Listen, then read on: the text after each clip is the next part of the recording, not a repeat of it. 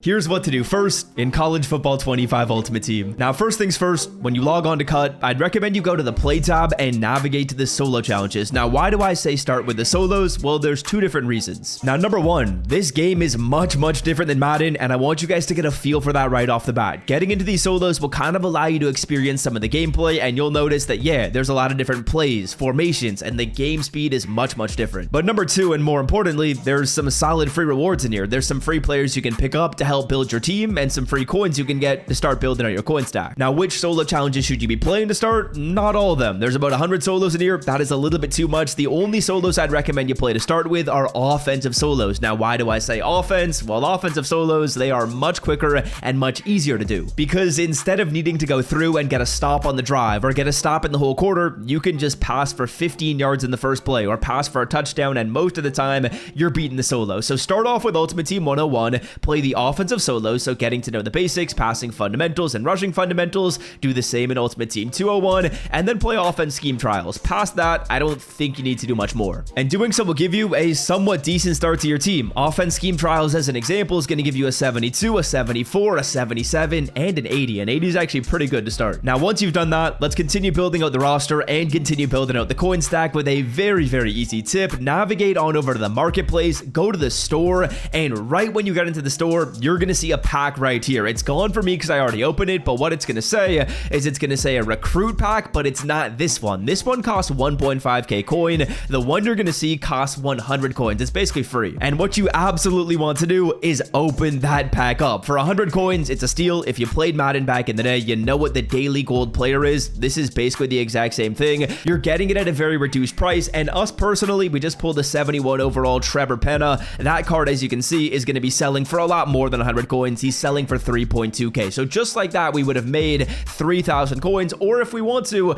we can use this card on our team. Either way, though, that pack for 100 coins is very worth it. For 1.5k, is it worth it? Maybe. We'll talk about that later. But for 100, it's a necessity. That's tip number two. Okay, tip number three. At this point, you got a feel for the game. You've picked up some free players. You might have made some coins by opening that pack up like we just did right there. Now let's talk about the field pass. Now, if you don't know what the field pass is, you're going to find it by going to the live event tab. And essentially what these field passes are is they're just kind of a hub for ways you can complete missions and get rewards at the same time. Now, once you're on this live event tab, I want you to hold down the left trigger. That's going to pull up both of the field passes. The season pass is typically your main hub, which is the bigger field pass, and then anything else you see is more of like a one-off or a promo field pass. So this orientation one, very short. There's only a couple different rewards in here. It's not that massive. But the season pass, on the other hand, this one has 50 levels, a lot of rewards, and many more missions. As you guys can see, there's a bunch of stuff in here. There's 84 overall players. There's 2,000 coins, which isn't that great. There's 84 overall packs, strategy items, and then eventually there's an 87 overall card for free. That's not bad at all. Now let's talk about how we can actually get progress on this field pass. What should you be doing to start getting these rewards? What should you be doing to start progressing to level 20, level 30, level 40? Well, by clicking R1, you're going to see the different missions you got to do. Now, this first tab is simple. It's called the daily objectives. These will refresh every single day. If you do them daily, you get XP. Acquire a pack from the marketplace. You'll have already done that because you open up that pack I showed you. Play a game. You'll have already done that because you played your solo challenges. And gain 250 yards. You'll have done that as well because while you played your solos, you probably racked up yards. There's a method to my madness, boys. Don't worry. This should be done for you if you followed the first two steps. Now, beyond that, there's also some season 1 objectives. And this is where things start to really differ from Madden because as you guys can see, these missions might look simple. Achieve first downs, gain passing yards, win games, get points from Pats, but as you can see, these missions don't track in solo challenges. They only track in head-to-head solo battles or solo seasons. So this is where I think we're going to get a big difference from Madden. In Madden,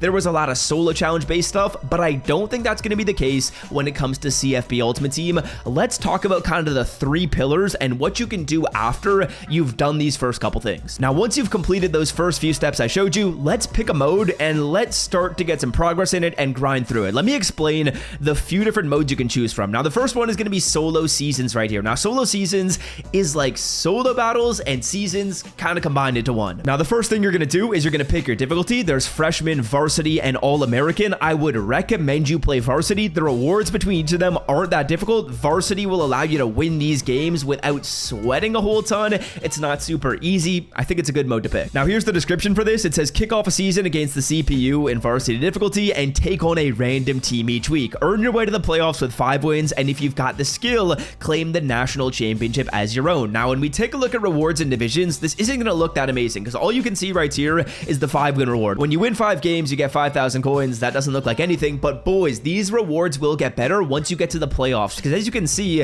it says earn your way to the playoffs with 5 wins. Once you win those 5 games, then you get to the playoff category, and in that category, the rewards are significantly better than in the regular season. If I know anything about Madden head-to-head, the regular season rewards, they don't matter. When you get to the playoffs, though, that's when the rewards start to get good. So this mode right here, if you like playing offline, is definitely one to consider, and I think this right now is probably going to be your best offline mode when it comes to getting coins. I'm going to say that. It's the new mode they put in the game. If you like playing offline, that's the mode for you. Now, of course, there's also solo battles in the game. Solo battles will not make you as many coins as solo seasons. I am telling you, solo seasons will make you more coins. If you want to play offline, that's the mode to do. That's the third thing to do. But if you want to hop online, you got a couple different options. House rules and head-to-head aren't bad options. Now, house rules is where I kind of like to play. It's quick games. It's online games. This house rules, as an example, is just going to be a 1-drive game. If you beat your opponent on 1 drive, you win. And of course, while you're playing any of these modes that I'm talking about right now, you're getting progress on that season field pass. Unfortunately, solo challenges won't give you progress. That's why you got to pick one of these modes and start grinding them based on your preference, of course. Then finally, the last mode is going to be head-to-head. Head-to-head is simple. There's the regular season and the squad season. I will say head-to-head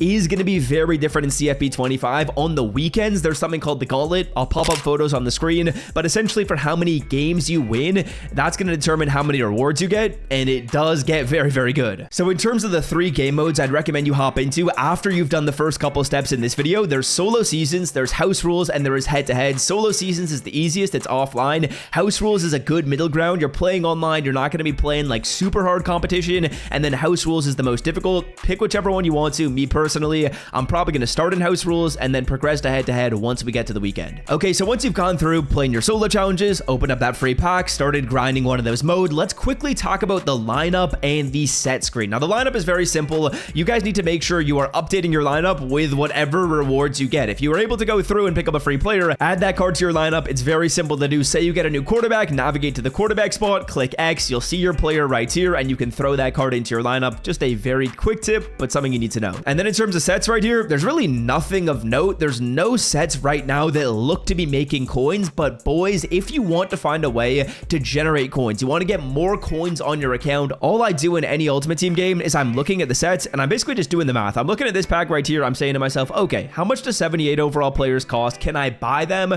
for a cheap enough price where I can make an 80 or make an 81 and make profit? So if you guys want to go through and find a profitable set, it's really just doing math. Find a set you think can make you coins, run the numbers on it. When I say run the numbers, I mean, okay, look at how much a 74 costs in the market, and then look at how much coins you're going to get when you sell off the reward. And doing those few things is going to get you progress on literally everything there is to do in this game. You'll get these missions done, and you'll be on the right path to getting up to level 50 and eventually racking up all these rewards along the way. If you enjoyed this video, be sure to hit that red subscribe button for more college football 25 Ultimate Team tips and tricks. And until next time, I'm out. Peace.